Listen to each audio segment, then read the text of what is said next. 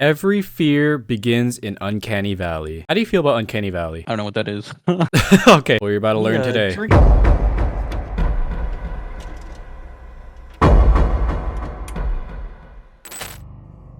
Warning, some images are spooky. If you really think about it, Oh my God. ambiguity is Off the what bat. makes something terrifying. I mean, the unknown is unsettling, sure, but by itself, the unknown is vague. It's distant, out of focus. It's like walking through a forest alone at night. It's creepy, but you're never sure what to be afraid of. And You know- because of that, That's the one reason I don't want to go camping, is just because like the dark, and I don't want to Like know. you'll hear a branch break. you're Yeah, like, "What's dude. that?" Yeah, it will Yeah, scare dude. the shit out of me, dude. Imagine you're in the tent by yourself or like with your friends, and then you hear like a scream in the distance. What are you doing? It could be a fox. It could be an actual human getting murdered. I think we need to invest in like a gun. Protection of some sort. but you're never sure what to be afraid of. And because of that, your fear lies in the potential, which feels abstract, like there's some distance between you and whatever it is that could be out there. Yeah. Ambiguity, on the other hand, is what happens when the unknown grows teeth. It's the difference so between beautiful. walking home alone at night Oh, and that walking shit's home fucked. alone at night. Walking home alone at night. Go in a dark ass alley like that? Hell no. If you have to go through an alley like that to get home, I might as well just take a bus or an Uber. It's the difference between walking home alone at night and walking home alone at night when you suddenly hear something scuttle behind you. The first is potential. The second is immediate. Now, there's something there. And Ew. it forces your brain to choose a threat level. Whatever Oh. it was Oh my could God. be dangerous, but it could also be harmless. Regardless, chair. it exists within a It could be harmless. It's just a chair. Oh my God. could be dangerous, but it could also be harmless. Regardless, it exists within a gray zone, and gray zones are conflicting. Which is why I was so struck when I stumbled upon these videos about the uncanny valley. Clearly, the ambiguity of something being almost human, but Oh. not quite, is what creates the discomfort. But it wasn't just the uncanny valley that inspired this video. It was a comment, specifically this comment. The uncanny valley implies that at some point there was an evolutionary reason to be afraid of something that looked human but wasn't. And that sent me down a rabbit hole. Could this evolutionary reason the be other hominids? Well, there is some evidence to suggest Neanderthals engaged in cannibalism, and not only that, but interspecies predation. But okay, that's kinda unhinged. What about a predator? Well, mimicry is a very common strategy in the animal kingdom, and not only that, but some primates use it, even to this day. So clearly, this fear is Ew. grounded in something, Jesus. and what I want to do is pull apart the most convincing theories to figure out what that something is. So without further ado, let's get right into it. Emotion behavior mismatch. The emotion behavior mismatch hypothesis is a mouthful, but basically, it's about psychopaths. It's a theory that suggests we're creeped out by facial expressions or behaviors that don't match the emotions we expect. And this does happen. Angela Tinwell found that when virtual characters speak, no movement in the upper face makes the character look disturbing, which explains a lot, like why so many horror characters move in strange, unnatural ways, or why clowns are so unsettling, acting cheerful while their faces stay stiff. But on its own, Oh, okay. You fuck with clowns? I really don't mind clowns. I don't think they're scary, unless it was like 2016 when the whole clown thing was going on. That's when, like, the only time I was like, I don't fuck with clowns. the theory just doesn't have enough evidence. For starters, it doesn't explain anatomical differences, like why pupils that are too big feel creepy. Second off, the uncanny valley is still felt by images, which throws a huge wrench in the idea that it's all about mismatched movement. But the biggest one, to me, is what would the selection pressure be? I mean, for something to become a universal instinct, the stakes have to be high. The people with better creep detectors had to incur some type of advantage. Not only that, but the threat also had to be consistent, showing up over hundreds of generations and across many different environments, enough that it can shape the entire species. So the theory makes sense, but as an origin story, I just don't see it holding up, unless you mix it with another one. Does that count as blackface when they just did that to her? Wait, let me see how it looks like again. I just don't see it holding up, unless you mix it with another one. Okay, you know what I mean? Oh. Other human group. For most of human history, we weren't alone. Aside from other humans, there were also other humans. Neanderthals, who were stronger, stockier, and more adapted to cool climates. Floresiensis, who were tiny, about 3 feet tall, and lived on the Indonesian islands. And finally, Denisovans, who we don't actually know what they look like.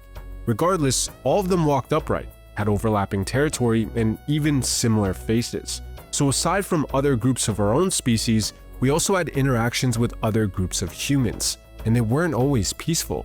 Evidence from caves in France found Homo sapien bones with cut marks that resemble butchering, the kind you'd find on a prey carcass. There have also been Neanderthal fossils found with puncture wounds from projectiles, which Homo sapiens used more frequently than Neanderthals. And then there's the fact that a few thousand years after we expanded into Neanderthal territory, Neanderthals disappeared forever, leaving behind only 2% of their DNA, which some of us still carry today. Couple that with the fact that they had different gestures and movements, something we would have considered mismatched, and there's a pretty solid argument to suggest the uncanny valley comes from other humans. I mean, outsiders can be dangerous, right? Yeah, no. Personally, I don't think this theory is correct. Even if there was conflict, there were also peaceful interactions as well. And the very few remains that hint toward cannibalism or some type of predation can just as easily be explained by something else, like a spiritual ceremony or a rare time of desperation. And beyond the fact that the uncanny valley can be triggered by dolls or robots, wouldn't it be a far greater survival advantage to just evolve a fear of, say, aggression, rather than something that kind of looks human but isn't? Well, yeah, probably. So for a fear to be this specific and this instinctive, it had to be really costly to miss. And I think other human groups just don't fit into that category.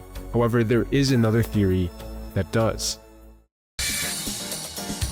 The disease theory. One of the most powerful selection pressures in humans is parasites.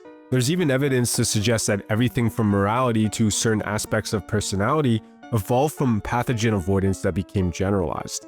And because of that, some have extended it to the uncanny valley as well, suggesting that unsettling feeling is an instinct designed to help us avoid disease or corpses.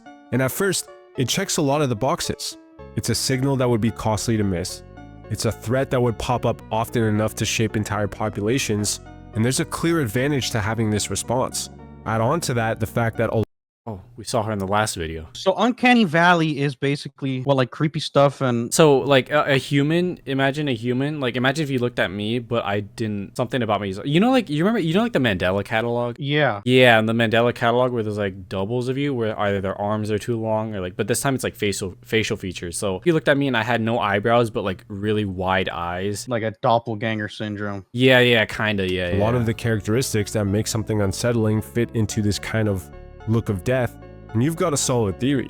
But here's the thing, by itself, it may be able to explain the origin of the uncanny valley, but not the intensity. I mean, you might avoid someone who's coughing or whatever, but you're not going to feel some existential anxiety towards it. And on top of that, disease cues in general are subtle. Pale skin or sunken eyes don't really fit into that ambiguity of almost humanness category. However, I do think if you were to use it as a starting point, its impact could be amplified by another one of the theories used to explain the uncanny valley. Oh my. What? There are many examples of sexual selection amplifying No traits idea what the that fuck that originally was. served a Me different neither. purpose. For example, MHC genes help your body recognize and fight off infections. Partners who had different MHC genes when, pass on a wider range of immune defenses to fight off more infections. Over time, this becomes an instinctual preference for body odors linked to immune systems different from one's own. And that's why today, people have a preference for those who smell right in a dating context. It's actually a subconscious proxy for an immune system different from your own. In the animal kingdom, the classic example of this is the elk's antlers. Originally, they evolved as weapons, but over time, they started serving a different purpose, attracting mates.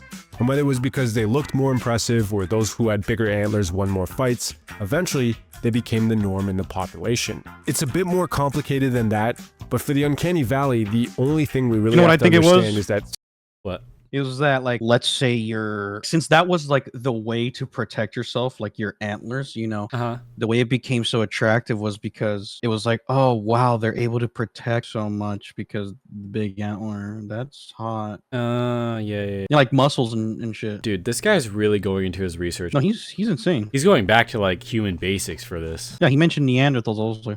Yeah, he went all the way back. Sexual selection So you know it's exaggerates existing traits. So if avoiding disease or infection was the origin, it's very plausible that sexual selection could have exaggerated this response into what the uncanny valley is today. And I say that for a few reasons. For starters, we're very attuned to certain ratios in the face. This is why averageness is one of the 3 pillars of beauty, along with sex differences and symmetry, which are all markers for health. Anyway, when someone has unconventional ratios, it's immediately striking. Not bad by any means, just striking. However, the more important the ratio is, say eye spacing for example, the more sensitive we are to even tiny deviations from the norm. And here's where it gets interesting. That sensitivity doesn't scale linearly, it's a threshold. Below it, the face just looks unique. But beyond a certain point, something flips. Suddenly, that face feels unsettling. And I bring this up because when I was looking at many different uncanny valley images to figure out what the commonalities are, the only trait that pops up every single time is a mismatch between the size of the pupil and the surrounding sclera, which coincidentally is also the part of these faces the majority find the most discomforting, the eyes. This matters because the sclera is like the billboard of intent. It's the only visible sign that reveals where someone's attention is, what they're feeling, or whether they might be sick. In fact, humans are the only primates with clearly visible white sclera exactly for this reason. Take that away, and you can't tell anything about a person. So what I'm suggesting is, what may have started as a way to You ever seen avoid those disease- black bars? That makes so much sense now because I've seen those army pictures where they try to like hide like some of the members, and all they do is put a black bar over their eyes. Oh yeah. I know what you mean. Old photos, and then it looks disturbing when it has the black bar over it, like literally just a black like rectangle over their face or like their eyes. These could have easily gotten exaggerated through sexual selection. The evidence for which is the preference humans have for averageness, which literally means facial features that closely match the statistical average across a population. But it wouldn't have stopped there, because faces, especially eyes, don't just signal health, they broadcast intent. And when certain expected ratios, especially in the sclera, are violated, the face becomes difficult to read, creating an uncertainty that isn't just confusing. In our past, it could have been deadly. So together, we have a model that fits the origin and the intensity we feel towards the uncanny valley. And out of all of the theories so far, I think this one makes the strongest case. I mean, it even fits with the mismatched psychopath detection theory from earlier. But honestly, there's one big knock on this idea. The uncanny valley doesn't just apply to faces. In fact, it even applies to sound. What? How do you do it? One thing is still bothering me about the other hominid theory that I didn't address earlier. We don't know what Denisovans look like. We know they ate a lot of meat and had jaw structures similar to those of archaic humans, but that's it. And when it comes to deciphering what something looked like based on a handful of remains, all you can do is speculate. I mean, scientists are still trying to figure out what dinosaurs look like, and we have full intact skeletons. So imagine how wrong we could be about Denisovans when all we have to go off of is a tooth, a couple bone fragments, and a tooth.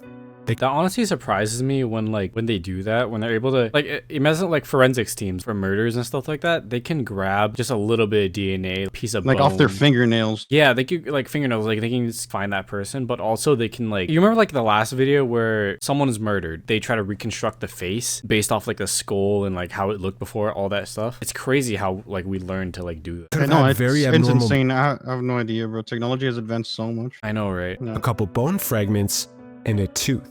They could have had very abnormal behavior, specialized in hunting other humans, and used some long-forgotten strategy that got lost to time. Obviously, I don't think this is true, but it does illustrate a major point when it comes to our distant past. There are so many things that we still don't know, so a theory that suggests this fear comes from a creature that preyed on us is very possible, and as far as I know, there are two that fall into this camp. The predator theory, which hypothesizes there used to be a human-like creature that posed a threat to us, and the mimic theory, which suggests there was a species that evolved to look like humans to hunt us more effectively.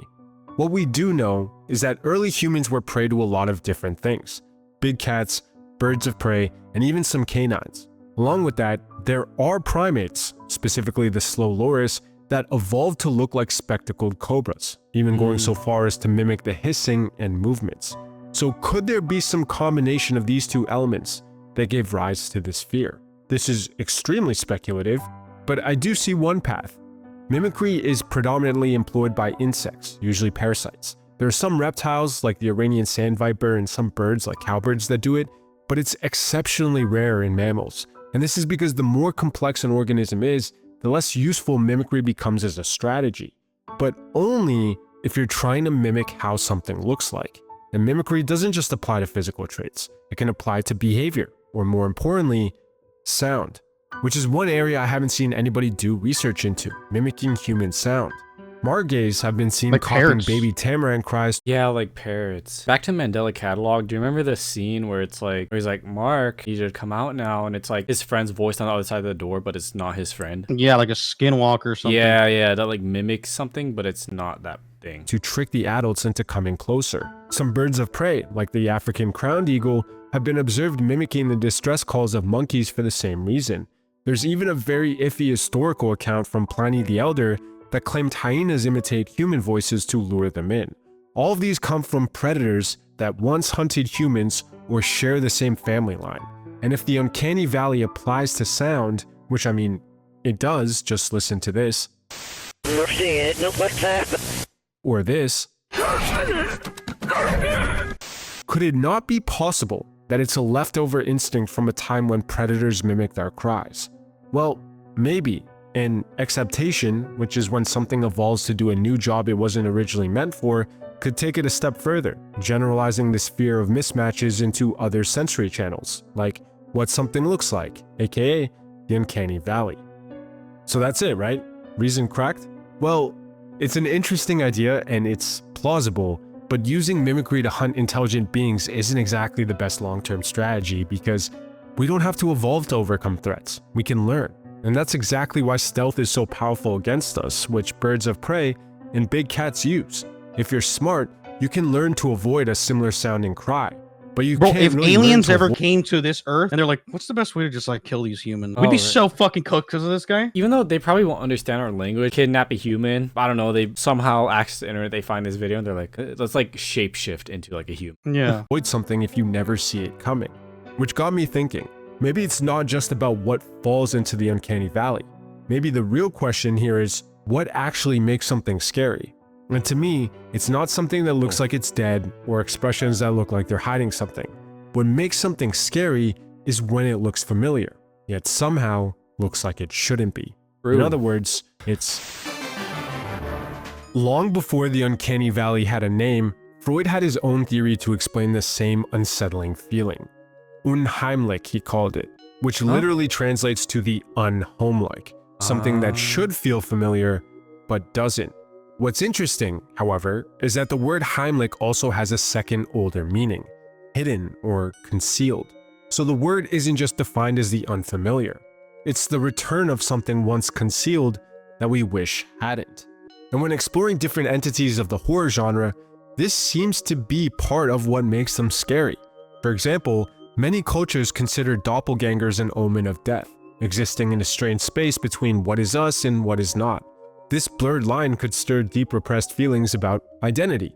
Zombies occupy a similar in-between state, not truly alive yet not entirely dead.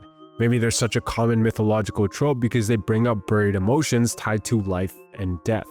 The uncanny valley, dolls, and even AI are things that try to mimic humans, be it in how they look or in their attempt at consciousness.